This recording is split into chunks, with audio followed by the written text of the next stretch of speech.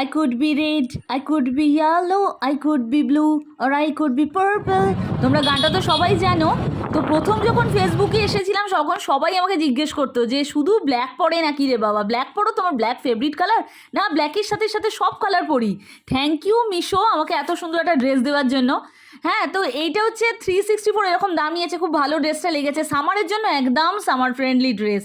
সেদিনকে একটু চলে গিয়েছিলাম আভনিতে। আভনিতে এই কুকি শপটা প্রায় আসে, জানো তো, মানে ওদের পেজটা আমি ফলো করি, এটা নতুন হয়েছে।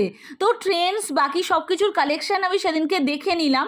কিনতে কিছু যাইনি, সবসময় যে জামা কাপড় কিনতে যাই তা নয়, হ্যাংওভারের জন্যও যাই, মানে হ্যাং আউটের জন্যও যাই, আমরা চিল করতেও যাই, আমরা ব্রাঞ্চ ডেট বলে থাকি এটাকে। তো আমি আর দিদি যাই, তো আমরা ব্রাঞ্চ, এটাকেও একটা ডেটিং বলা যায়। সবসময় ডেটিং মানে যে বয়ফ্রেন্ডের সাথে যেতে হবে এর কোনো মানে নেই।